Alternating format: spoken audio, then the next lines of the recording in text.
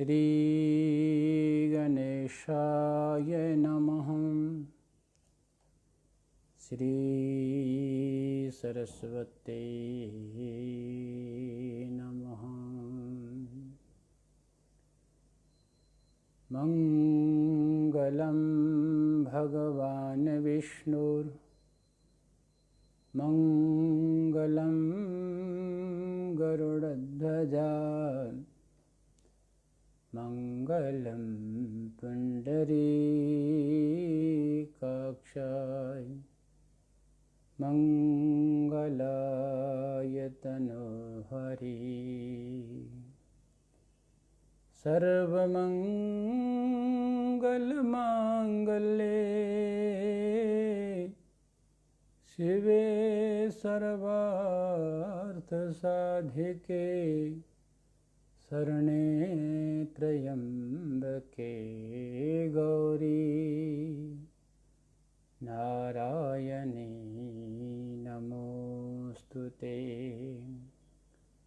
सर्वस्वरूपे सर्वेशे सर्वशक्ति समन्विते भयवस्त्राहीनो देवी दुर्गे देवी नमोस्तुते।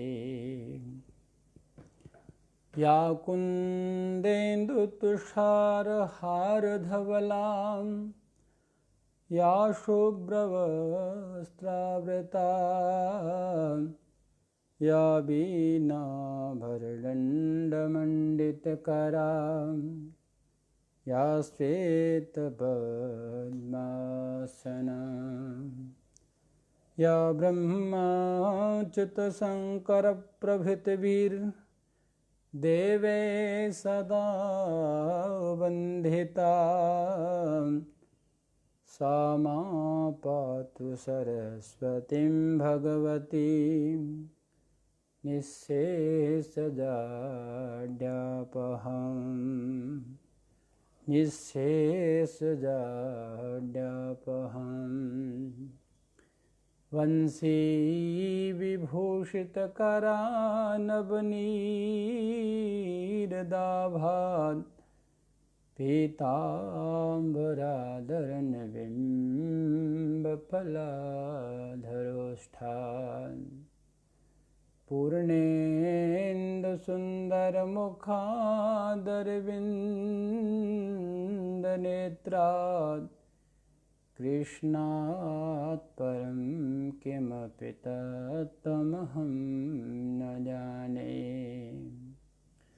गङ्गातरङ्गरमणीयजटाकलापं गौरीनिरन्तरविभूषितवामभागं नारायणं प्रियमनङ्गमदापहारं वाराणसीपुरपतिं भज विश्वनाथं। वाराणसीपुरपतिं भज विश्वनाथं। वाराणसीपुरपतिं भज विश्वनाथं। और सतगुरुदेव भगवान की जय। सभी के अंतस्थ विराजमान परमपिता परमात्मा को वंदन है। हम लोग बड़े सौभाग्यशाली हैं कि इस पावन भूमि पर, इस भारत भूमि पर जन्म लेकर के विभिन्न प्रकार के अनुष्ठानों का, विभिन्न प्रकार के जप का, तप का, ध्यान का हम स्वाध्याय करते हैं, अनुष्ठान करते हैं और विभिन्न प्रकार के तप आदि भी करते हैं। हम पर बड़ी गुरुदेव भगवान की कृपा है और गुरुदेव भगवान जब प्रसन्न होते हैं तभी जा कर के मानव को कुछ सत का मार्ग, अच्छे मार्ग की ओर जाने की प्रेरणा प्राप्त होती है। देखिए, भगवान कब कृपा करते हैं, ये बात भी एक विचारणीय है। भगवान वैसे तो निरंतर कृपा उनकी बनी रहती है, भले ही आप भगवान को माने ना माने, भगवान को आप चाहें ना चाहें, परंतु भगवान आपको हमेशा मानते हैं। और भगवान अपने भक्त का कभी भी हाथ नहीं छोड़ते। ये हम नहीं कहते, शास्त्र कहते। बस थोड़ा सा समर्पण होना चाहिए भगवान के प्रति, थोड़ा सा समर्पण होना चाहिए। क्यों? क्योंकि समर्पण से ही भगवान प्रसन्न होते हैं। और हमने इस समर्पण को लेकर के विगत कई दिनों से, जब नवधा भक्ति का प्रकरण चला था, तो उसमें समर्पण की जो कोटियां बनाई गई थी, 6 प्रकार का समर्पण बताया गया था, जिसका हम सब ने बड़े सुंदर ढंग से उसका रसास्वादन किया था, स्वाध्याय किया था, उसको जानना था। कल से हमारा प्रकरण चल रहा है कि माँ भगवती और माँ भगवती के स्वरूप क्या हैं और भगवती का चिंतन कैसे करना चाहिए और भगवती के स्वरूप का, भगवती के चरित्रों का क्या महत्व हो सकता है। कल से हमारे ये प्रकरण चला था। और कल हम लोगों ने एक प्रकरण ये पूर्ण किया था कि नवरात्र माने क्या। नवरात्र माने क्या, मतलब भगवान माँ भगवती की और शिव की, शिव और शक्ति की जब हम पूजा करते हैं तो दोनों में कोई भेद नहीं, ये भी हमने सुना था। और नवरात्र माने क्या, उसका रहस्य क्या है, उसका महत्व क्या है, उसकी भी दिग्दर्शन हम लोगों ने किए थे। और सामान्यतः हम ये समझ गए हैं कि नवरात्र क्या होता है और उसका रहस्य क्या है। जिन्होंने कल सुना होगा उन लोगों को बहुत अच्छे से पता होगा कि नवरात्र माने क्या, कल हम लोग चर्चा किए थे। अब ये नवरात्र में क्या होता है कि पूजा आदि जो विधियां हैं ना, पूजा आदि विधियों के अतिरिक्त प्रमुख रूप से, जैसे हमने कल भी इस बात को कहा था कि मार्कंडेय पुराण के अंतर्गत देवी महात्म्य के 13 अध्यायों का, जिसका प्रसिद्ध नाम है सप्तशती, और कुछ लोग उसको चंडी पाठ भी कहते हैं, अपने अपने भाव के अनुसार नाम रखे गए।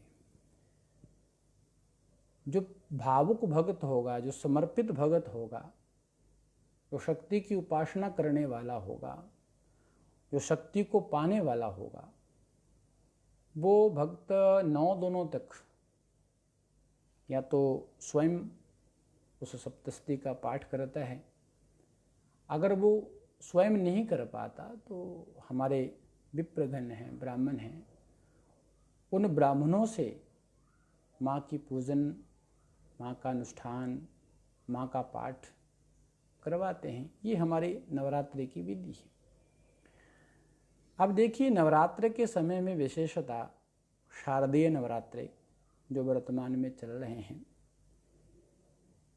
इस शारदीय नवरात्रि के समय इस सप्तशती का विधान स्वयं उसी ग्रंथ में बताया गया है। सप्तशती में ही इसकी महिमा बताई गई है। बस थोड़ा सा आपको उस पर ध्यान देना है। सकल पदार्थ है जग माही, कर्महीन नर पावत नाही। माँ कहती है कि शरत काले महापूजा क्रियते या च वार्षिकी, तस्यम अमेतन महात्म्य श्रुत्वा भक्ति समन्विता। और फिर आगे कहा, सर्वा बाधा विनिर्मुक्तो धन धान्य सुतान्वितः मनुष्यो मत प्रसादेन भविष्यति न संशय। भगवती क्या कहना चाहती है उसको थोड़ा ध्यान से सुनिए कि माँ कहती है कि शरद ऋतु में मेरी जो वार्षिक पूजा करता है, यानी वार्षिक महापूजा करता है, नवरात्र जिसको नवरात्र कहते हैं, जो वार्षिक महापूजा करता है उसमें श्रद्धा भक्ति के साथ मेरे इस देवी महात्म्य का जो पाठ करता है, और जो पाठ नहीं कर सकते अगर वो श्रवण भी करते हैं, तो कहते हैं कि ऐसा करने पर जो मनुष्य है, जो भगत है, जो देवी का उपासक है, वो निसंदेह मेरी कृपा प्रसाद से, भगवती कहती है, मेरी कृपा प्रसाद से सभी प्रकार की बाधाओं से मुक्त हो जाता है। उसके जीवन में फिर कोई कष्ट नहीं आता, उसका जीवन निर्द्वंद हो जाता है, उसके जीवन में बिल्कुल कोई कष्ट नहीं आता। और तो और कष्ट से तो उसको मुक्ति मिलती है, धन धान्य पशु पुत्र आदि संपत्ति से भी वो क्या हो जाता है, संपन्न हो जाता है। तो निकल करके सारांश क्या आया? सारांश आया कि नवरात्र पर्व में, खास करके शारदीय नवरात्रि में जो वर्तमान में चल रहे हैं, कहते हैं नवरात्र के अवसर पर देवी की इस चरित्र का पाठ और उसका श्रवण अवश्य करना चाहिए। ये माँ भगवती ने एक भक्तों को आदेश कह लो, निर्देश कह लो, या फिर भक्तों के प्रति एक भाव कह लो, माँ ने बताया है कि इस देवी महात्म्य का पाठ अवश्य करना चाहिए। ये नवरात्रि का महत्व है। अब हमने क्या समझा? हम समझ चुके हैं और निश्चित है कि हमारी जिज्ञासा भी बढ़ती होगी। कोई बात अगर ऐसी कही जाए जो रहस्यात्मक हो तो उसमें व्यक्ति की एक जिज्ञासा बढ़ जाती है कि आगे क्या होगा, आगे क्या होगा, आगे क्या होगा। तो हमने अभी चर्चा की कि भाई इस चरित्र का पाठ करना चाहिए, श्रवण करना चाहिए। तो फिर हमारी ये जिज्ञासा बढ़ेगी कि ये पराम्बिका जो भगवती कह रही है, जो माँ कह रही है, शक्ति कह रही है कि इसका पाठ करना चाहिए, तो आखिर ये पराम्बा भगवती का चरित्र ग्रंथ है क्या, जिसमें इतने गूढ़ रहस्य की बात कही गई है। और वो ग्रंथ क्या हो सकता है, उसकी कथा क्या हो सकती है। अगर हम प्रारंभ करेंगे तो विषय तो बहुत लंबा है, परंतु फिर भी हम मुख्य अंश को लेकर के चर्चा करने वाले हैं कि भाई जिस भगवती ने अपने इस पवित्र ग्रंथ में एक निर्देश दिया है कि जो व्यक्ति श्रद्धा और भक्ति के साथ में इसका पाठ करता है, पाठ नहीं कर सकता, श्रवण करता है, तो उसके सभी पाप नष्ट हो जाते हैं, पशु पुत्र आदि धन धान्य से संपन्न हो जाता है। तो आखिर वो चरित्र है क्या? तो इस संबंध में हम लोग आगे बढ़ते हुए थोड़ी इस पे कथा पे थोड़ा ध्यान देंगे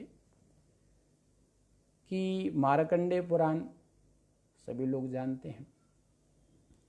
मार्कंडेय पुराण के सावर्णिक मनवंतर की कथा है जो 3 चरित्रों में विभक्त की गई है।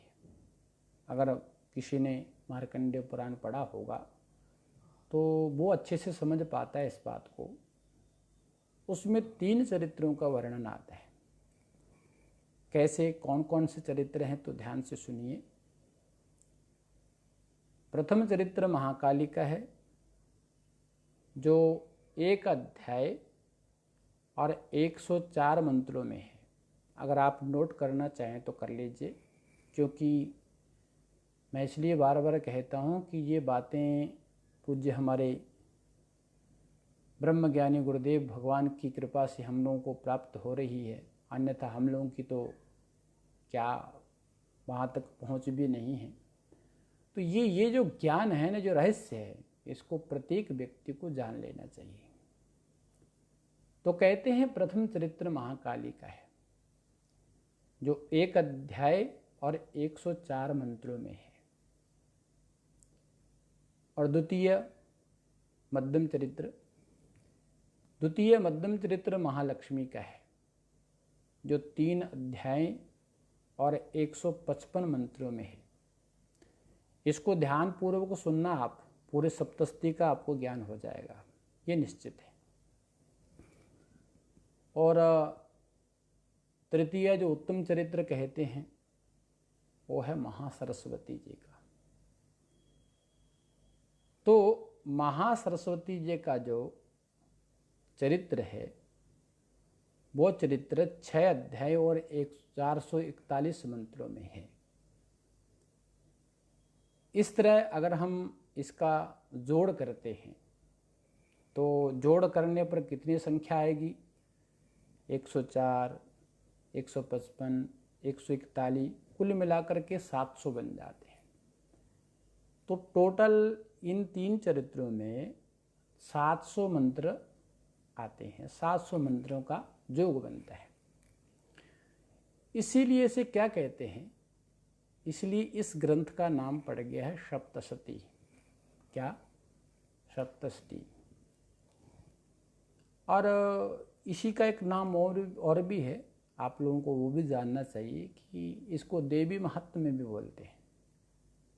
इस ग्रंथ को देवी महात्म्य में भी बोलते हैं और सप्तशती भी बोलते हैं, दोनों एक नाम है।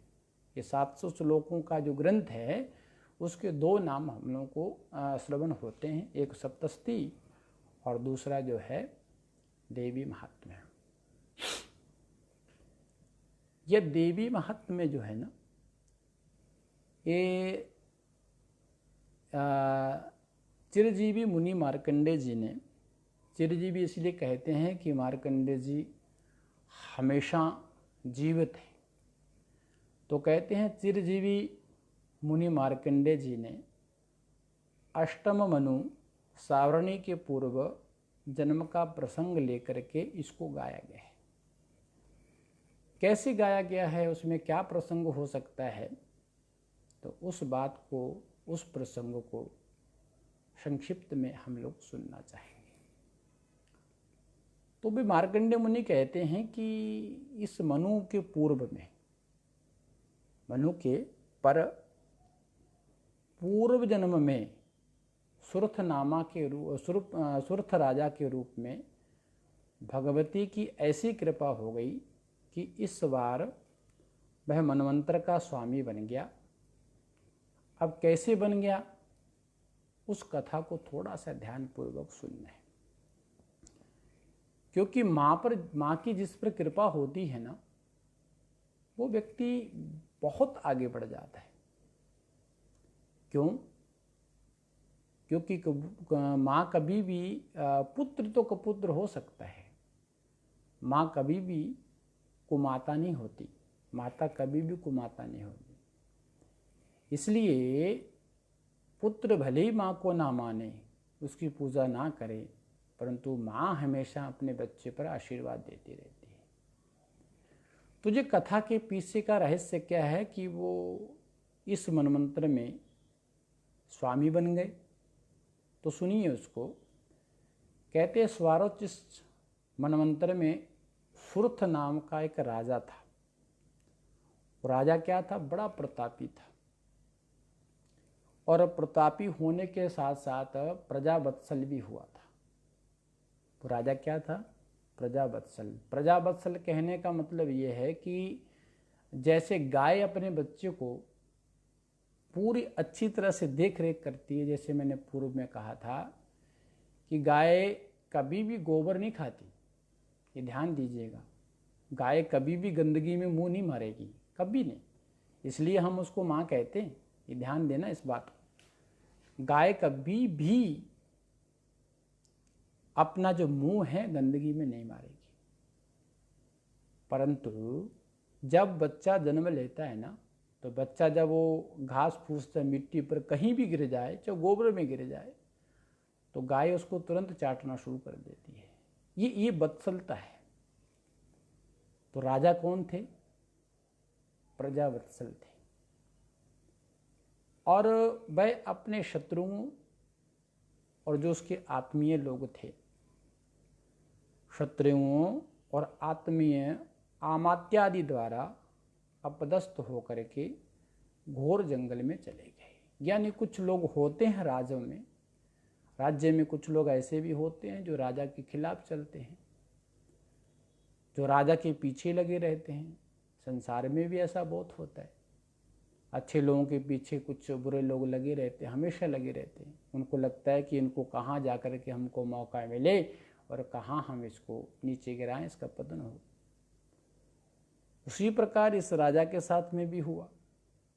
सुरथ नाम का जो राजा है उसके साथ भी ऐसा हुआ कि अमात्यादि लोग थे, उनके द्वारा राजा को क्या कर दिया गया? अपदस्थ कर दिया, पद से उसको हटा दिया गया।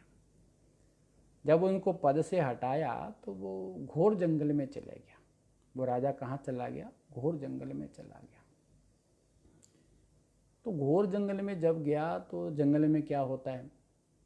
जंगल में तो संत महापुरुषों की कुटियाँ होती हैं, संत महापुरुषों के आश्रम होते हैं। और तो जंगल में क्या मिलेगा? फल फूल मिल सकते हैं, पत्ते मिल सकते हैं, वहाँ कोई गर्मा गर्म आलू के परोठे बना के खिलाने वाला तो कोई मिलेगा नहीं। तो वहाँ तो यही घास फूस खा करके, फल फूल खा करके संत लोग अपने आश्रमों में रहते हैं, अपना गुजारा करते हैं। तो जब वो सुरथ राजा जंगल में गया तो वहाँ पर एक सुमेधा नाम के मुनि थे। तो सुमेधा मुनि के आश्रम के पास वो घूमता हुआ, वह स्वयं को अपदस्थ करने वाले। यहाँ एक रहस्य की बात है, इसको आप ध्यान देना थोड़ा सा। वो सुरथ नाम का राजा सुमेधा मुनि के आश्रम में घूम रहा है, पास में घूम रहा है, अंदर अभी गया नहीं है। उसके पास में घूमता हुआ वह स्वयं क्या विचार कर रहा है? विचार पे ध्यान देना। वो विचार कर रहा है कि अपदस्थ करने वाले जो अमात्यादि थे, तो उन अमात्यादियों और प्रजाजनों के कुशल की चिंता करने लगा। एक व्यक्ति आपका अपमान कर दे, आपकी संपत्ति को हड़प ले और आपको अपमानित करके घर से बाहर निकाल दे, और बाहर जाने के बाद में आप उसी व्यक्ति के लिए कुछ अच्छा सोचें, उसके कुशल की चिंता करें, उसके स्वास्थ्य की चिंता करें, वो प्रसन्न रहें, ऐसा आपके अंदर विचार चले, तो इसका मतलब है कि आप एक योगी हो सकते हैं, एक साधक हो सकते हैं, क्योंकि ये साधकों की तो महिमा है। उन्हीं के मन में किसी के प्रति ऐसा भाव नहीं आता। तो ये सुरथ नाम का राजा भी इस प्रकार से, जिन्होंने इनको अपदस्थ किया था, पद से जिन्होंने उतार दिया था, उनके कुशल की चिंता करने लगा कि वो प्रसन्न हों। इसी बीच समाधि नाम का एक वैश्य खिन्न वदन वहाँ पहुँच गया। तो राजा के कारण पूछने पर उसने बताया कि धन लोभ से पत्नी पुत्र आदि ने मुझे घर से निकाल दिया और मैं यहाँ आ गया हूँ। अब देखिए, सुमेधा राजा को अमात्य आदि ने निकाला है, और समाधि नाम का जो एक व्यक्ति आया है जिसको अब उसके घर वालों ने निकाल दिया कि भाई तो निठल्ला है, खाता पीता रहता है, कुछ कमाता धमाता तो है नहीं, जा घर से निकल जा। फिर भी मुझे चिंता हो रही है। ये कौन बता रहा है? समाधि नाम का जो व्यक्ति है, वह जो व्यापारी है, वो कह रहा है कि मुझे चिंता हो रही है, मुझे मेरे बच्चों की, मेरे पत्नी की, मेरे घर परिवार की चिंता हो रही है कि उन लोगों पर क्या बीतती होगी। तो राजा जो सुमेधा राजा थे, तो उन्होंने पूछा, राजा ने पूछा कि तुम्हें निकाल देने वाले पर तुम्हारा यह कैसा स्नेह भाई? जिन्होंने तुझे अपमानित किया, जिन्होंने तुझे घर से निकाल दिया, तुम ये सोच रहे हो कि वो खुश रहें, प्रसन्न रहें, तो उनके प्रति तुम्हारा ऐसा मोह क्यों हो रहा है? तो यो व्यापारी था, वैश्य था, उसने दीनता भरे स्वर में कहा कि राजन, इसका कारण मैं स्वयं नहीं समझ पा रहा हूँ कि मुझे उनकी चिंता क्यों हो रही है। जिन्होंने मेरा अपमान किया, जिन्होंने मुझे घर से निकाल दिया, जिन्होंने मेरे साथ दुर्व्यवहार किया, मुझे उनकी चिंता क्यों हो रही है, मैं खुद भी नहीं समझ पा रहा। अब देखिए, राजा भी वही चिंता कर रहा था, ये व्यक्ति ने आकर की भी वही चिंता बताई। तो अपने समान, यानी दोनों के धर्म एक हो गए ना। राजा को भी जिन लोगों ने निकाला था, पदस्थ किया था, उनकी चिंता कर रहे थे राजा भी। ये व्यापारी आकर के भी हुई, जो घर वालों ने निकाल दिया, वो भी वही चिंता कर रहे थे। तो दोनों क्या हो गए, समान धर्मी हो गए, यानी दोनों का धर्म क्या हो गया, एक हो गया। तो अपना ही समान धर्मी देख करके राजा को दया आ गई, और वह उस व्यापारी को लेकर के, वैश्य को लेकर के निकटवर्ती जो आश्रम था, उस आश्रम में चले गए। वहाँ जो आश्रम के मुनि थे, महाराज थे, उनके पास गए, प्रणाम किया। प्रणाम पूर्वक दोनों ने की कहानी सुना करके पूछने लगे। दोनों ने अपना अपना पूरा वृत्तांत सुनाया और जिज्ञासा की। देखिए, एक बात का यहाँ संकेत मिलता है कि कहीं अगर आप संतों के आश्रम में जाएं या महापुरुषों के पास जाएं, तो आपके अंदर मुख्यतः ये विचार अवश्य रहना चाहिए कि हमको यहाँ से मांगना क्या है, हमारी जिज्ञासा कैसी होनी चाहिए। ये सीख यहाँ से मिलेगी आपको। तो प्रणाम किया, पूछने लगे कि भगवान, हम आम जनता इन विषयों में इतना दोष देखते हैं। हमको लगता है संसार बिल्कुल नाशवान है, संसार के जितने भी भोग हैं सब दुख देने वाले हैं। हम जानते हैं कि हमको इस संसार में सुख मिलने वाला है नहीं, क्योंकि दुखाल्यम इदम संसार कहा गया है कि संसार दुखमय है। फिर भी इतना दोष देखते हुए भी हम लोगों की ममता क्यों नहीं छूटती, ये प्रश्न है। ये प्रश्न किया है राजा ने, और उस वैश्य ने। किससे? वो मुनि से, जिनके आश्रम में वो गए हैं। कहने लगे, फिर से मैं बोल देता हूँ कि इस विषयों में, संसार में हम इतना दोष देखते हैं, फिर भी हमारी ममता वहीं अटकी हुई है, क्यों नहीं छूटती। तो सुमेधा ऋषि मुस्कुराए। देखिए, महापुरुष जब भी कोई बात करते हैं ना, आपसे जब भी कोई, ये संत की पहचान है, महापुरुष जब भी आपको कोई अच्छी बात बताएंगे तो पहले आपको प्रसन्न करने के लिए खुद प्रसन्न हो जाएंगे। उनके मुखार बिंद पे हल्की सी मुस्कान आएगी और वो प्रसन्नता के साथ आपके प्रश्नों का उत्तर देते हैं। ये प्रैक्टिकली है, इसको आपको अच्छे से समझ के रखना चाहिए। जैसे एक छोटी सी कहानी मैं बता देता हूँ। एक कोई महात्मा जी थे। ये परीक्षा की बात नहीं कर रहा हूँ, एक प्रैक्टिकली बात है कि एक महात्मा जी कहीं पर प्रवचन कर रहे थे, तो उनका नाम था शांतिदास। क्या था? शांतिदास। तो एक कोई जिज्ञासु भगत था, पहुंच गया कथा में। तो उसने उठ करके, बीच में कथा चल रही थी, प्रवचन चल रहा था, तो उसने हाथ जोड़कर खड़ा हो गया बीचों बीच और कहने लगा, महाराज जी आपका नाम क्या है? तो उन्होंने बड़ी प्रेम से, सौम्य स्वभाव से कहा कि बेटा हमारा नाम शांतिदास है। जी महाराज, बैठ गए। फिर हमारे स्वामी जी शांतिदास जी महाराज ने किसी गीता जी के श्लोक को लेकर के व्याख्या प्रारंभ की। बड़े सुंदर भाव के साथ में वो कथा कह रहे थे।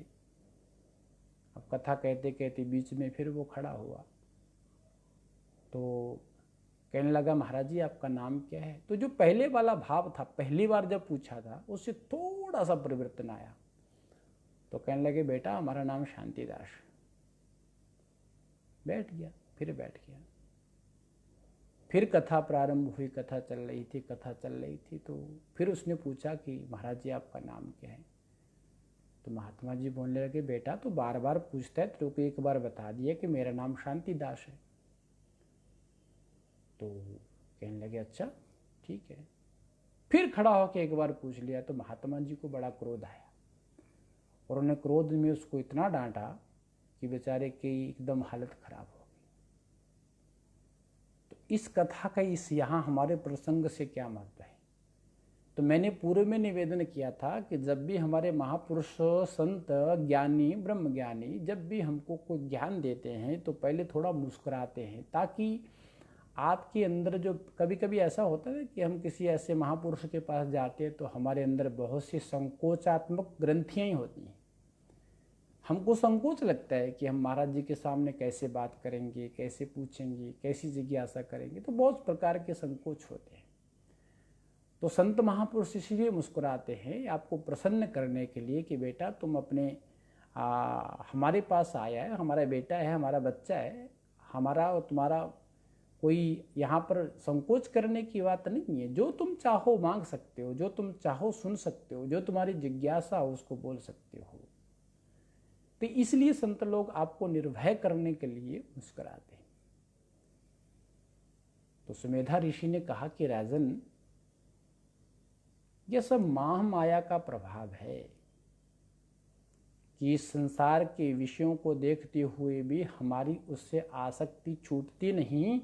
ये सब महामाया का प्रभाव है। वह देवी भगवती ज्ञानियों की भी बलात् यानी बलपूर्वक उनका जो चित्त है ना, वो मोह के गर्त में ढकेल देती है। कहाँ ढकेल देती है? मोह के गर्त में। कैसे भाई? कहते हैं ज्ञानी नाम विचिंता सी देवी भगवती ही सा बलाद कृष्ण मोहाया महामाया प्रच्छति। ये भगवती है, ये महामाया है। ये बड़े बड़े ज्ञानियों को भी एकदम बिल्कुल मोह के गर्त में धकेल देती है। हरि की इस माया से सारा जगत क्या है? मोहित हो रहा है। भगवान ने इस जगत को बनाया है। इस जगत हरि रूपी, हरि का बनाया हुआ इस जगत है और सारा जगत इससे मोहित हो रहा है। यही सारा जगत रचती है और प्रसन्न होने पर मानव को मुक्त भी कर देती है। यही महामाया। तो यहाँ पर जिज्ञासा बढ़ गई। राजा ने कहा महाराज कृपा करके बताएं कि यह महामाया है कौन, जो संसार को मोह की गर्त में डाल देती है, संसार के प्राणियों को मोह में धकेल देती है। यह माया है कौन? इसकी उत्पत्ति कहाँ से हुई है? ये कहाँ से उत्पन्न होती है और क्या क्या कार्य करती है? 3 प्रश्न। ये महामाया कौन है? ये कहाँ से उत्पन्न हुई है? क्या क्या कार्य करती है? तो इसी जिज्ञासा का, इसी प्रश्न का उत्तर देने के लिए ऋषि बोले कि राजन ये भगवती नित्य है। क्या है? ये भगवती नित्य है और समस्त विश्व इन्हीं से व्याप्त है। फिर भी आप जानना ही चाहते हैं, आपकी जिज्ञासा है, आप किसके बारे में जानना चाहते हैं। तो इनकी अनेक प्रकार से उत्पत्ति होती है। इस महामाया की अनेक प्रकार से उत्पत्ति होती है, जो मैं आपको सुनाता हूँ। अब देखिए यहाँ पर ऋषि उस महामाया के बारे में बताना प्रारंभ किए कि वो माया की उत्पत्ति अनेक प्रकार से होती है, परंतु सारांश निकल कर के यही आया कि वास्तव में जब ये देव कार्यार्थ अवतार धारण करती है तो उत्पन्न कही जाती है। ध्यान दीजिएगा बात को। प्रश्न क्या थे? यह उत्पन्न कैसे होती है, इसका कार्य क्या है? ध्यान से सुनिएगा। तो कहते हैं जब भी ये महामाया देव कार्य को संपन्न करने के लिए अवतार धारण करती है, तब हम इसको क्या कहते हैं? उत्पन्न कहते हैं। उत्पन्न कही जाती है। कैसे? तो एक दृष्टांत के माध्यम से सुनना चाहिए। वो दृष्टांत क्या है, एक कथा क्या है?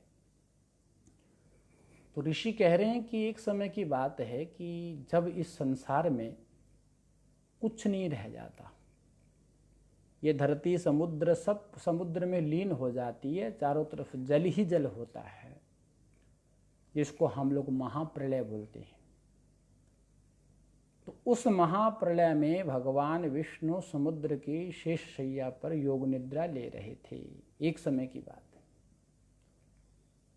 तो उनके कर्णमल से मधु और कैटभ, मधु कैटभ नाम के दो असुर पैदा हुए। विष्णु को सोते देख वे विष्णु के नाभि कमल पर स्थित ब्रह्मदेव को मारने के लिए दौड़ते हैं, खड़े हो जाते हैं मारने के लिए। अब ब्रह्मदेव जो है बड़े भयभीत हो जाते हैं, उनको बड़ा भय हो जाता है। तो भयभीत ब्रह्मदेव ने तामसी महामाया निद्रा देवी की लंबी चौड़ी स्तुति की और उसकी स्तुति करते हुए उन्होंने कहा कि माँ, देखिए माँ का उच्चारण कीजिए, आपका हृदय गदगद हो जाएगा। माँ, पूरा मुंह भर जाता है। तो ब्रह्मदेव ने स्तुति करते हुए कहा कि माँ, इन दोनों को मोहित कर दो और भगवान को जगा करके इनको मारने के लिए कहो। देवी की महामाया की स्तुति की, कहा कि माँ, इन दोनों को क्या कर दो? मोहित कर दो, और भगवान जो सो रहे हैं, योग निद्रा में सो रहे हैं, इनको जगा करके इनको मारने के लिए कहो। भगवान जग उठे और उन दोनों असुरों को ब्रह्म का आक्रमण करते हुए, ब्रह्मा जी के ऊपर आक्रमण करते हुए देखा और देखते ही उन पर टूट पड़े। जब टूट पड़े तो कहते हैं एक नहीं, 1 वर्ष नहीं, 2 वर्ष नहीं, 3 वर्ष नहीं, 5000 वर्षों तक दोनों में जम करके मल्ल युद्ध हुआ। अति बलि उन्मत्त असुरों को तो महामाया ने मोह लिया और उसको मोहित करके, परंतु दर्पवश वे भगवान से कहने लगे, कौन? असुर। महामाया ने तो उनको मोह लिया था। दर्पवश भगवान से कहने लगे कि हम तुम्हारे शौर्य से, तुम्हारे बलवान, तुम्हारे बल से बड़े प्रसन्न हैं, वर मांगो। अब देखिए, वो असुर भगवान को ही वर देने चले हैं, वर मांगो। तो प्रभु ने कहा, और क्या वर हो सकता है, बस आप मेरे द्वारा मारे जाएं। महामाया से वंचित असुर अब करें ही तो करे क्या? जब कोई व्यक्ति ये कह दे कि भाई तुमको जो चाहिए मुझसे मांग ले, और मांगने वाला कह दे कि मुझे और तो कुछ नहीं चाहिए, आपके प्राण चाहिए। अब आपने खुद ने कहा है कि वर मांग लो भाई। तो प्रभु ने कहा, भगवान ने कहा कि और तो मुझे कुछ नहीं। आजकल के लोग नहीं है सज्जनों, ये ध्यान दीजिएगा। एक बात यहाँ पर आपको व्यवहार जगत में सीखने को मिलेगी। आजकल तो लोग आपसे वस्तु लेने से पहले बड़ी आपकी प्रशंसा करेंगे, और जब आपने, मान लो पैसा ही है, आपसे पैसा लेने के लिए आपके सामने बहुत गिड़गिड़ाएंगे, दे दो भाई दे दो, मैं कल लौटा दूंगा, परसों लौटा दूंगा। और लेने के बाद तो फिर आप फ़ोन भी करोगे तो नहीं उठाएंगे, 10 बार करोगे तो ब्लैक लिस्ट में डाल देंगे, या फिर नंबर ही चेंज कर देंगे। कहीं आप भूले भटके अगले घर चले गए तो अपने घर के बच्चों को, पत्नी को कह देंगे कि वो तो बाहर गए हैं, यहाँ है ही नहीं घर में। तो ये बहानाबाजी प्रारंभ हो जाएगा। परंतु पहले ऐसा नहीं था। पहले चीज दैत्य हो च दानव हो, अगर उनकी जबान से कुछ निकल गया, अगर उन्होंने कुछ आपको संकल्प कर लिया, कुछ देने के लिए कह दिया, तो वो पीछे नहीं हटते थे। वर्तमान प्रसंग से ये शिक्षा लेनी चाहिए कि दैत्यों ने कहा कि आप वर मांगो, तो भगवान ने कहा कि मुझे एक ही वर दे दो कि मेरे द्वारा आप मारे जाओ। अब वर दे के वो लोग फंस गए, कुछ कह नहीं सकते थे। तो वर के अनुरूप ही विष्णु भगवान ने अपने चक्र से उनका क्या कर दिया, सिर काट डाला, मार डाला उनको। अब ऋषि कहते हैं कि हे राजन, इस प्रकार से महामाया तामसी महाकाली आविर्भूत हुई, जिसकी स्वयं ब्रह्मदेव ने स्तुति की है। और भी सुनना चाहते हो? ऋषि ने कहा, राजन और भी सुनना चाहते हो तो सुनो, और भी सुनो। देवी का प्रथम चरित्र तो हो गया, महाकाली का। द्वितीय चरित्र सुनना चाहते हो तो मैं सुनाता हूँ, सुनिए। आज 3 चरित्रों की चर्चा करके हम लोग आज के प्रसंग को विराम देंगे। कहते हजारों वर्षों तक देवासुर संग्राम चला, हजारों वर्षों तक। और हजारों वर्षों तक देवासुर संग्राम होने के बाद अंत में महिषासुर ने दोनों को जीत उनसे इंद्र पद को छीन लिया था। ये अन्य पुराणों में इसकी कथा अलग प्रकार से बताई जाती है, परंतु यहाँ प्रसंगवशात हम उसको थोड़ा सा शॉर्टकट कह लो, संक्षिप्त कह लो, उसको लेकर के चलेंगे। तो कहते हैं कि महिषासुर ने दोनों को जीत करके उससे जो इंद्र पद था वो छीन लिया। देवताओं और असुरों में क्या चला था, संग्राम, युद्ध चला था। तो महिषासुर नाम का जो दैत्य था उसने इंद्र को भी भगा दिया, उससे पद छीन लिया। अब हुआ क्या कि पराजित, विताड़ित, निष्कासित देवगण जितने थे सब भगवान विष्णु और शंकर के पास गए। ये देवता लोग जब दुखी होते हैं ना, जब इनको विपदा आती है तो ये लोग कहाँ जाते हैं मालूम है? भगवान विष्णु के पास, जहाँ पर शंकर के पास। इनका सबका समाधान वहीं होता है।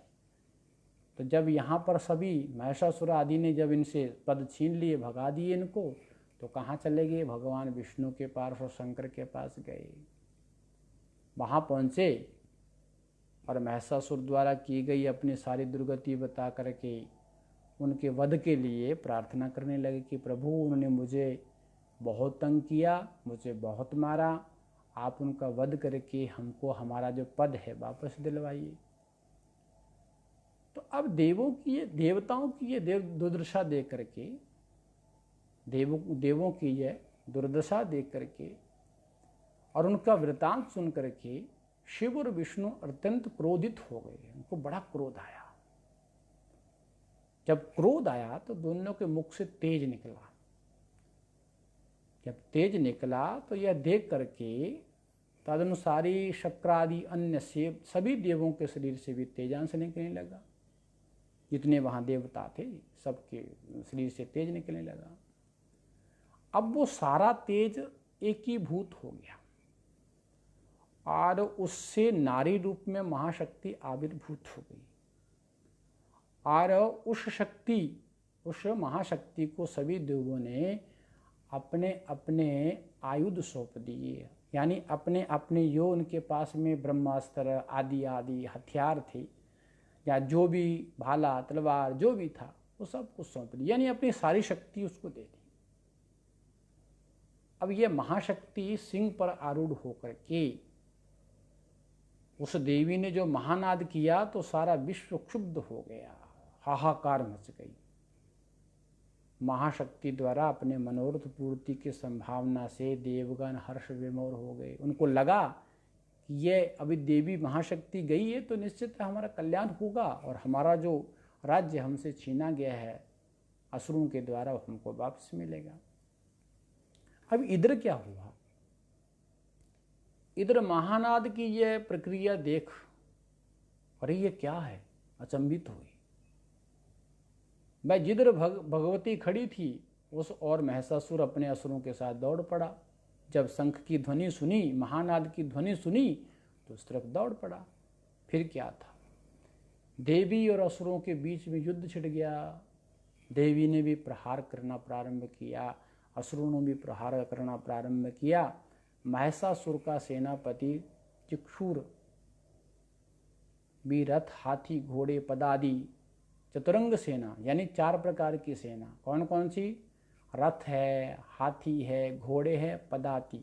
पदाती मतलब पैदल चलने वाले। तो 4 प्रकार की सेना और असंख्य अस्त्र शस्त्र लेकर के मैदान में आ गया। और दूसरी ओर कौन है? दूसरी ओर अकेली देवी उन सब का सामना कर रही थी।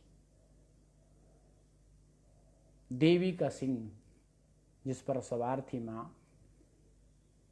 वो सिंह भी असुर सेना में जंगल में आग की तरह घुस गया। और देवी श्वास प्रश्वास छोड़ती, हजारों गण खड़े हो शत्रुओं से जूझने लगते थे और सबके बीच में भयंकर युद्ध चल रहा था। देखते देखते शत्रु की सारी सेना तितर बितर हो गई। सब कोई कहाँ भाग गया, कोई कहाँ भाग गया। मुंड ही मुंड, जिधर देखो उधर मुंड ही मुंड पड़े हैं। और समर में बिल्कुल एकदम से रक्त से रंजित हो गया। रक्त की नदियां बह चली और क्षण भर में देवी ने शत्रु की सारी सेना को ऐसे भस्मसात कर दिया जैसे घास फूस और लकड़ी से बहुत सारे जो ढेर होते हैं, बड़े से बड़े ढेर छोटी सी चिंगारी से जल करके राख हो जाते हैं।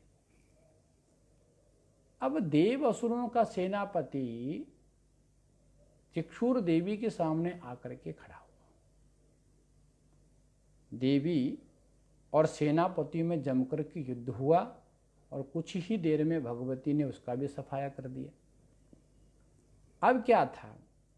अब हाथी पर चढ़ करके स्वयं महिषासुर सामने आया और देवी के साथ लड़ने लगा।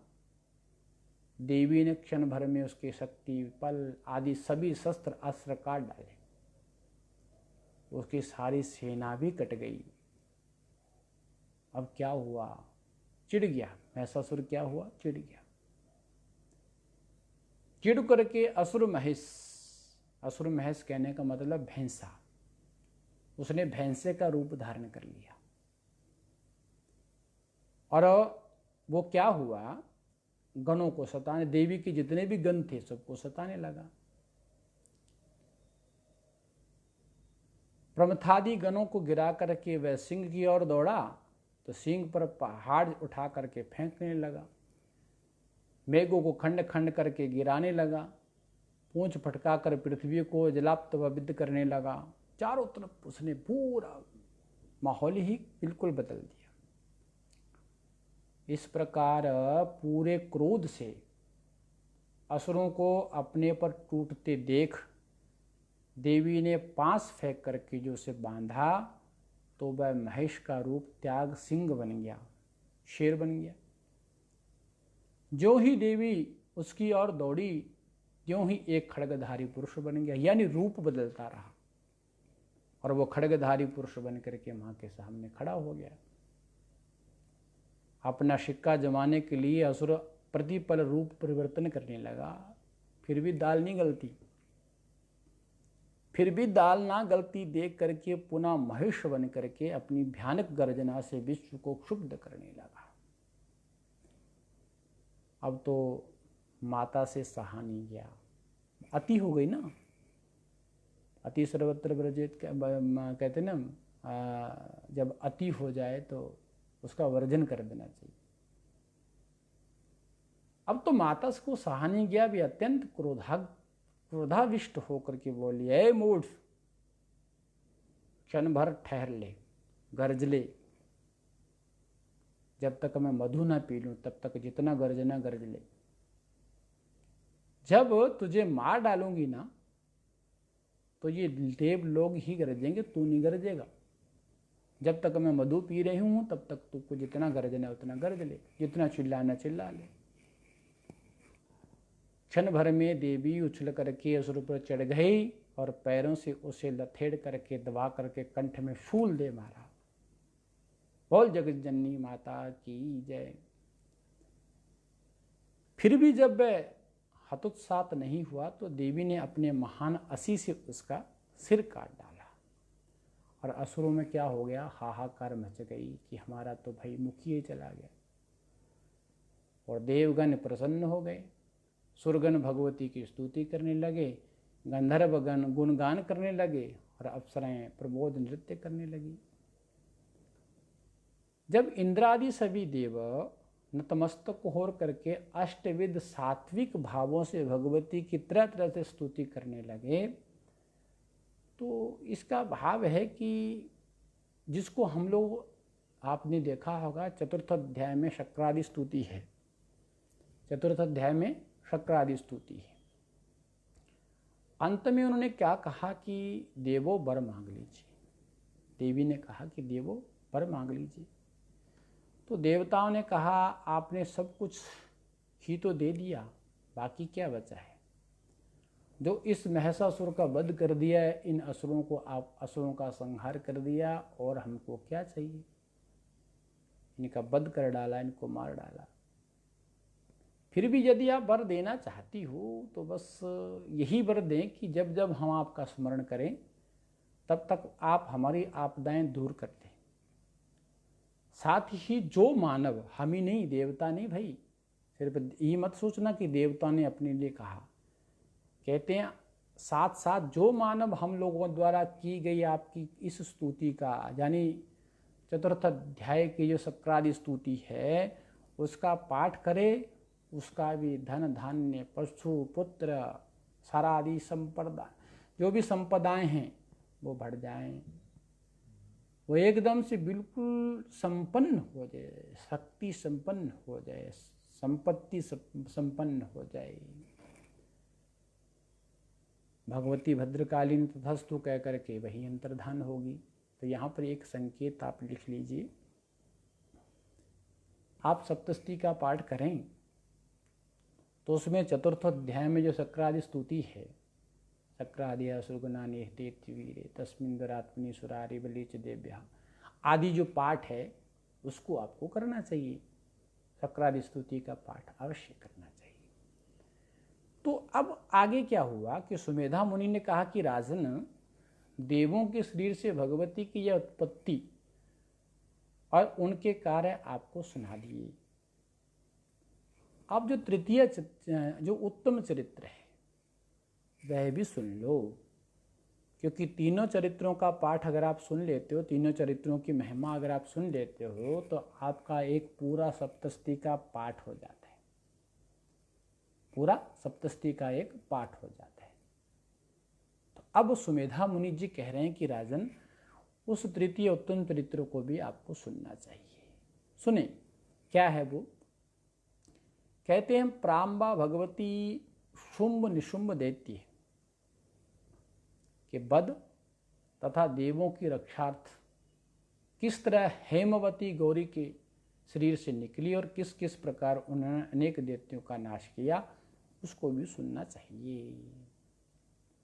आप सप्तशती पढ़ते हो ना, तो सप्तशती में सारी बातें आती हैं, ये सब बातें आती हैं। तो सुमेधा मुनि जी कह रहे हैं कि प्राचीन काल की बात है, शुंभ और निशुंभ नामक असुर अपने मद और बल से उन्मत्त हो उठे। उन्होंने इंद्र के सारे अधिकार और दैत्यों के सारे यज्ञ भाग छीन लिए। देवी भागवत पढ़ेंगे ना, श्रीमद् देवी भागवत। इसलिए ये बात बड़ी एक रहस्य की है कि हम अपने शास्त्रों का स्वाध्याय नहीं करते, हम अपने शास्त्रों से कहीं ना कहीं बहुत दूर चले जाते हैं। जब करेंगे तो सब रहस्य अपने आप समझ में आ जाएंगे। तो कहते सारे यज्ञ अधिकार जो छीन लिए, सभी देवों के अधिकार जाते रहे, अब देवताओं के पास कोई अधिकार रहा नहीं। तो असुरराज जैसा और जितना कहें, सूर्य आदि देव उतना ही अपना अपना प्रकाश आदि कार्य करते थे। अब क्या असुर कहे तो भाई सूर्य तुमने उगना है तो उगे, अगर असुर कहे कि भाई तुमको नहीं उगना तो सूर्य उगे ना। मतलब सूर्य क्या, जितने भी देवता थे सब असुरों के निर्देश पर काम करते थे। तो कहते हैं कि इस घोर संकट में उन्हें स्मरण हो आया कि भगवती ने हमें वरदान दिया था कि आपत्ति के समय स्मरण करते ही मैं आकर के आप लोगों की सारी आपदाएं नष्ट कर दूंगी। याद कीजिए, हमने भी अभी कुछ टाइम पहले इस बात को कहा है। यही सोच करके सभी देव हिमालय पर्वत पर जा पहुंचे और वहां पहुंच करके विष्णु माया की स्तुति करने लगे। अब देवगण स्तुति कर ही रहे थे कि उधर से पर्वतराज पुत्री श्री पार्वती जी गंगा स्नान के लिए आई। उन्होंने देवों को देखा, आप लोग किसकी स्तुति कर रहे हैं भाई। इसी बीच देवी के शरीर से कोशिकी निकली और उन्हीं ने बताया कि शुंभ निशुंभ के से त्रस्त होकर के ये मेरी ही स्तुति कर रहे हैं। कौन कहा? कौशिकी ने कहा। और यह करके कह करके कौशिकी अंतर्ध्यान हो गई। अब उमा जो थी ना, उमा पार्वती महापार्वती, वो काली पड़ गई थोड़ा। यानी किसी के अंदर से अगर कोई शक्ति निकल जाती है तो काला पड़ ही जाता है।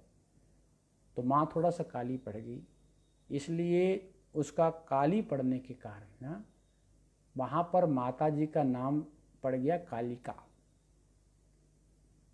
और पौर हिमालय पर बस गई। कालिका कहाँ बस गई? हिमालय में बस गई। फिर उन्हीं काली अंबिका ने उन्हीं कालिका अंबिका से त्रिलोक सुंदरी का रूप धारण कर लिया। एक दिन उन्हें शुंभ निशुंभ के भृत्य चंडमुंड ने देखा तो उनका सौंदर्य उनकी आंखों में बस गया। चंडमुंड देख करके मोहित हो गए और तत्काल पहुंच करके उन्होंने शुंभ से कहा कि आपके पास तो संसार के सारे ही रत्न हैं, तब ये स्त्री रत्न भी क्यों कर नहीं रख लेते। फिर क्या था, शुंभ ने तत्काल अपने दूत सुग्रीव को वहां पर भेज दिया कि जाओ, जिस तरह हो सके समझा बुझा करके ले आओ, अगर ना समझे तो बलपूर्वक ले आना। भाई दैत्य थे, दैत्यों का राज चल रहा था, कुछ भी कर सकते थे।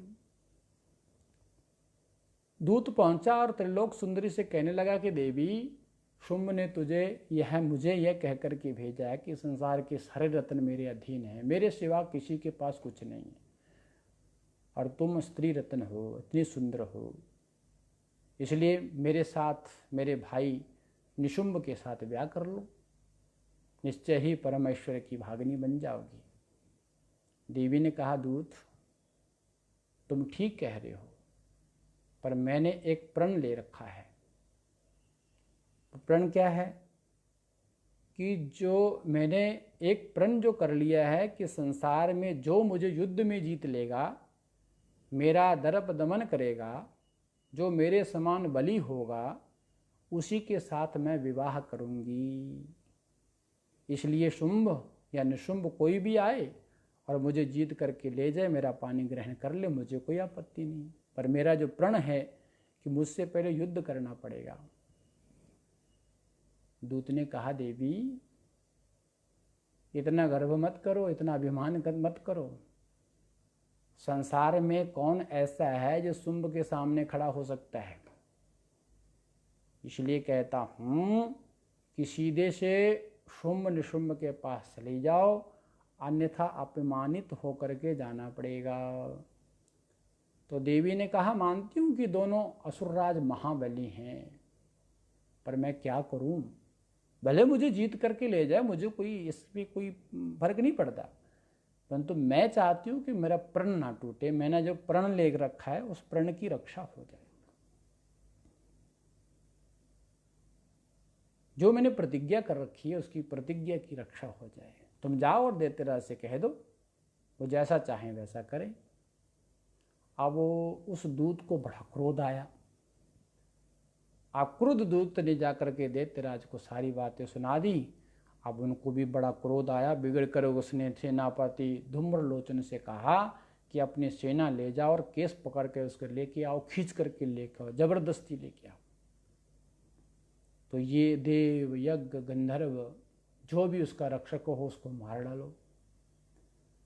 अब धूम्रलोचन ने पहुंचकर जोर से दैत्यराज का संदेश सुनाया, प्रेम से हमारे पास चले आओ, अन्यथा केस पकड़ के ले जाया जाएगा। ये देवी जी को जाकर के सुना दिया। देवी ने प्रत्युत्तर दिया, दैत्यराज ने तुम्हें भेजा है ना, जबरदस्ती ले जाओ तो मैं कर ही क्या सकती हूँ। फिर क्या था, धूम्रलोचन दौड़ा उसे पकड़ने, देवी ने एक ही हुंकार से उसे भस्म कर डाला। बोल जगज्जननी मां की जय। असुरों की क्रुद्ध सेना ने प्रण, बाण, शक्ति, परशु आदि शस्त्रास्त्र देवी पर बरसाने प्रारंभ कर दिए। देवी का सिंह सेना में घुस पड़ा और क्षण भर में उसने सारी सेना को तहस नहस कर दिया। इधर क्या हुआ, इधर धूम्रलोचन के वध का समाचार पाकर के शुंभ क्रोधित हो उठा, उसको बड़ा क्रोध आया। उसने चंडमुंड से कहा, बहुत सी सेना लेकर के जाओ और उसे बांध करके लेके आओ। यदि ऐसा होने में संदेह हो तो सारी सेना के बल पर उसे मार डालना, अगर वो ला ना सको तो उसको वहीं मार करके आओ, या तो उसके बांध कर ले आना, या फिर उस दुष्ट सिंह को भी मार करके वहीं लौटा देना। मतलब मेरे पास आना तो खाली मत आना। अब चंडमुंड अपनी चतुरंग सेना और विविध आयुध लेकर के हिमालय से बदना काली निकली। काली कराल बदना कहते हैं ना, तो कराल बदना काली निकली और वेग से सेना पर टूट पड़ी। वे बड़े बड़े वीरों का संहार करती आगे बढ़ चली और क्षण भर में सारी सेना साफ हो गई। अब चंडमुंड सामने आए। चंडमुंड क्या आए, सामने आए। बाणों एवं चक्रों से उन्होंने काली को ढक लिया। तब तक सिंह को उछल कर काली भी चंड की ओर दौड़ पड़ी और केशों को पकड़ करके उसका सिर धड़ से अलग कर दिया। मुंड सामने आया तो उसकी भी यही गति हुई। सेना भय से भाग निकली। सेना जितनी थी सब भाग गई। जो किराए के लोग होते हैं ना, जब आप पर विपदा आ गई तो आपको छोड़ करके भाग जाएंगे। इसलिए प्रेम करना है, स्नेह करना है तो किसी ऐसे व्यक्ति से करो जो आपका जिंदगी भर साथ दे। ये कुछ दिन के मेहमान जो आपके साथ जुड़ जाते हैं ना, जिसको लेकर के आप बड़े मोहित हो जाते हैं, तो उन पर इतना भरोसा मत किया करो। इस प्रसंग से शिक्षा लो। तो काली चंड मुंड के सिर ले चंडिका के पास पहुंची और बोली, मैंने इन पशुओं का सफाया कर दिया। अब युद्ध यज्ञ में स्वयं तुम ही शुंभ निशुंभ को मारना। यह देख करके चंडिका ने उसका नाम चंडमुंडहा, चामुंडा कहो तो चंडमुंडहा कहो, चामुंडा रख दिया। क्या रख दिया, चामुंडा रख दिया। इसलिए इस बातों को, रहस्यों को समझना बहुत आवश्यक है अगर आप साधना करना चाहते तो चंडमुंड के मारे जाने से और बहुत सी सेना साफ हो जाने से अति क्रुद्ध शुंभ ने सारे असुरों को युद्ध में कूद पड़ने का आदेश दिया कि जाओ, जितने हैं सब जाओ, युद्ध में चले जाओ। कुछ ही देर में सारी सेना के साथ वह रणभूमि में पहुंच गए, उतर आए। चंडिका ने यह देख करके घोर गर्जना की। सिंह भी महानाद कर उठा। अंबिका ने घंटा नाद से उसे शतगुणित कर दिया। पृथ्वी और आकाश कांप उठे, हाहाकार मच गया। देखते सेना जब घोर रण सुन करके क्षण भर के लिए स्तब्ध रह गई। इसी बीच इंद्रादि देवों ने एक एक शक्ति निकली और अपने अपने आयुधों के साथ से चंडिका से आ मिली। तो चंडिका ने आदेश दिया, असुरों का सफाया करो। इधर देवी के शरीर से भी अति भीषण एक शक्ति निकली। उसने साक्षात शिव से कहा कि जाओ और शुंभ निशुंभ से कहो कि यदि तुम लोग जीवित रहना चाहते हो तो त्रिलोकी छोड़ दो, देवों को उसके हविर भाव सौंप दो और सीधे पाताल में चले जाओ। और यदि अपने बल का ही दर्प हो तो आ जाओ, फिर मेरी देवियां तुमसे युद्ध करने के लिए प्रस्तुत तैयार हैं। एक शांति का प्रस्ताव भेजा था। स्वयं शिव को भी दूत बनाने करके भेजा कि उनका नाम फिर क्या पड़ गया। जब शिव को दूत बना करके भेजी तो उसका नाम पड़ गया शिवदूती। क्या पड़ गया, शिवदूती। ये सप्तशती में नाम आते हैं सब। अब शिव का संदेश सुनकर के क्रोध से उन्मत्त असुरराज युद्ध में उतर पड़ा। काली, वैष्णवी, माहेश्वरी आदि शक्तियाँ, सभी शक्तियाँ अपने अपने अस्त्रों के से असुरों का वध करने लगी और मातृगणों के प्रहार से दैत्यों को भागते देख करके क्रुद्ध रक्तबीज सामने आया। उसमें यह चमत्कार था कि पृथ्वी पर उसके रक्त की जितनी बूंदें पड़ती थी उतने ही असुर उत्पन्न हो उठते थे। असुर के विपुल रक्तपात से उत्पन्न असीम रक्त बीजों को सारा जगत क्या व्याप्त हो गया। जैसे जैसे रक्त की बूंदें गिरे असुर पैदा हो जाए। वो चामुंडा ने कहा कि देवी मुंह खोलो और रक्त बीज का जितना रक्त गिरे सब चट करती चले जाओ, भूमि पर एक भी बूंद गिरने न देना। इसी तरह ये असुर नष्ट हो सकता है। फिर क्या था, ऐसा ही हुआ। चंडिका ने त्रिशूल मारा और चामुंडा सारा रक्त पी गई। तो अंततः रक्तहीन हो रक्त बीज पृथ्वी पर गिरकर शांत हो गया, मर गया। बोल अंबिका माँ की, चंडिका की जय, चामुंडा देवी की जय। तो रक्त बीज का इस तरह वध सुनकर के शुंभ निशुंभ को होश उड़ गए। शेष सारी सेना ले वो अपना दुम दबाता हुआ दैत्यराज देवी के सामने और बड़े क्रोध के साथ में आ पहुंचा। फिर दोनों में घोर युद्ध हुआ और असुर को भी शस्त्र चलाता देवी काट कर उसके व्यर्थ कर देती। परशु ने शुंभ आया तो देवी ने उसे बाणों से मूर्छित करके धराशायी कर दिया। अब रथ पर चढ़ करके आठों हाथों में आयुध ले शुंभ जो था ना वो मां के सामने आके खड़ा हो गया। देवी ने उसकी शक्ति व्यर्थ करके शूल से सारा मारा तो वह मूर्छित होकर के भूमि पर गिर पड़ा। इसी बीच निशुंभ होश में आ देवी को से जूझने लगा, खड़ा हो गया। अपने सारे जो शस्त्र अस्त्र थे व्यर्थ होने पर वह पुनः शूल लेकर के आया तो देवी ने उसे भी हृदय से शूल मारा। शूल से विद्ध उसके हृदय से दूसरा पुरुष निकला तो देवी ने उसका भी सिर काट डाला। शेष सेना मातृगण ने साफ कर दी। अब क्या हुआ कि निशुंभ को मरा देख करके शुंभ के क्रोध का ठिकाना नहीं रहा। बोला, अरे दुष्ट दुर्गे, तूने दूसरे के बल पर गर्व करती हो, मतलब तुम्हारा क्या है इसमें, इतने लोगों का बल लेकर के तुम हमसे युद्ध कर रही हो। है दुष्ट दुर्गे, दूसरे के बल पर गर्व करती हो। देवी ने कहा, जगत में मैं ही अकेली हूँ, मेरे सिवा दूसरा कोई नहीं। दूसरा है ही कौन? दुष्ट, देख ये मेरी सारी विभूतियाँ मुझ में विलीन होती जा रही है। देखते देखते सारी शक्तियाँ चंडिका के स्तन प्रवेश में विलीन हो गई। पुनः देवी ने कहा, धम, अब तो अकेली हूँ ना, आज धनुष को काट असुरों को सारथी विहीन बना दिया। वैद्यत्य मुदगल लेकर के आया, देवी ने बाणों से उसको भी काट डाला। अब तो जय मुष्टि युद्ध पर उतर आया। जब कुछ नहीं बचा तो मुट्ठी बांध करके देवी की ओर दौड़ा ही था कि देवी ने मुष्टि प्रहार से भूमि पर गिर पड़ा। तत्काल पुनः उठा और आकाशचारी होकर के लड़ने लगा। देवी भी निराधार आकाश में उस युद्ध में जूझ पड़ी, लड़ने लगी। आखिर अंबिका ने उसे वहाँ से उखाड़ करके घुमा करके जमीन पर दे मारा और पुनः उठ करके मुट्ठी बांध वे अंबिका से यथार्थ दौड़ा। तो अंबिका ने भी जब वध के लिए कोई दौड़ा तो अब तो देवी ने अंतिम बार उसके हृदय में शूल मार दिया। पर्वत और समुद्र सहित सारी पृथ्वी को कंपाता हुआ दैत्यराज भूमि पर गिर पड़ा और उसके प्राण पे खेर उड़ गए। बोल अम्बे महाते की जय।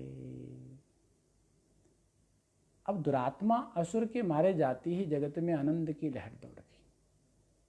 कोई ऐसा दुष्ट व्यक्ति मरता है ना तो कुछ लोग बड़ा आनंद मनाते हैं कि चला अच्छा वो चला गया, बड़ा दुष्ट था। अब मेघ शांत हो गए, सरिताएं सीधी बहने लगी, देव हर्ष विभोर उठे, गंधर्व गाने लगे, अप्सराएं नाचने लगी। यानी सब सृष्टि की जितनी भी विपरीत हुई स्थितियां थी सब सही होगी। अब इंद्र आदि देवों ने बड़े भक्ति भाव से भगवती की स्तुति को कहा कि इसी तरह आप हमारे वैरियों का नाश करती रहें। देवी ने कहा समय समय पर जब जब असुरों के सामने बाधाएं प्राप्त होंगी मैं आकर के उनको दूर कर दूंगी। ये माँ ने वरदान दिया। अब ऐसा करती हुई माँ विंध्यवासिनी, रक्तदंतिका, शताक्षी, शाकंभरी, दुर्गा, भीमा, भ्रामरी, ये सब माँ ने अपने नाम गिनाए हैं। मैं इन नामों से पुकारी जाऊंगी। और देवताओं ने उस नाम को स्वीकार किया। इस प्रकार हे देवो, माँ कह रही कि हे देवो आप निश्चिंत रहें, जब जब दानवों को बाधा होगी अवतार लेकर के मैं उसका नाश कर दूंगी। तो देवी ने आगे कहा कि अष्टमी, नवमी, चतुर्दशी को मेरे इस चरित्र का पाठ जो सुनेगा, अष्टमी, नवमी, चतुर्दशी, ये तिथियां ज़्यादा रखिएगा। अष्टमी को, नवमी को, चतुर्दशी को माँ ने कहा है कि मेरे इस चरित्र का जो पाठ करेगा, जो सुनेगा, किसी तरह की आपत्ति उस पर नहीं आएगी। तरह तरह की विपत्तियों में मेरा यह महात्म्य पढ़ने पर शांति पालेगा। इस प्रकार अनेक आश्वासन देख देवी अंतर्ध्यान हो गई। देव अपने अपने स्थान को लौट गए। अब चलिए लौटिए। ऋषि ने कहा कि राजन, इस तरह नित्य अजन्मा देवी भी अपनी अचिंत्य शक्ति से पुनः पुनः अवतार लेकर के जगत का पालन करती है। उन्हीं ने विश्व को मोह लिया है, वे ही विश्व का सर्जन करती है। प्रार्थना करने पर ज्ञान भी देती है, प्रसन्न होने पर रिद्धि देती है। सारा ब्रह्मांड उन्हीं से है, सारा ब्रह्मांड उन्हीं से है। अब ये बात 3 चरित्रों की यहाँ पर हो गई है और अपना समय भी अधिक हो गया है। तो कल हम चर्चा जो करने वाले हैं देवी महात्म्य की चर्चा, तो देवी महात्म्य की चर्चा हम लोग कल करेंगे। आज इतना ही कहते मैं अपनी वाणी को भगवती के चरणों में समर्पित करता हूँ और आपका दिन शुभ हो। आप आनंद से रहें इन शुभकामनाओं के साथ में अपनी वाणी को विराम और एक प्रार्थना के साथ कि आप जितने भी सुनने वाले हैं माँ भगवती की उपासना करें, माँ भगवती का चिंतन करें और श्रद्धापूर्वक माँ भगवती के आशीर्वाद को प्राप्त करें। यही हमारा लक्ष्य है। तो सबके चरणों में माँ भगवती, सबकी तरफ से माँ भगवती के चरणों में प्रार्थना की माँ सद्बुद्धि देना, कल्याण करना। हरिओम तत्सत, हरिओम तत्सत। बोल सतगुरुदेव भगवान की जय।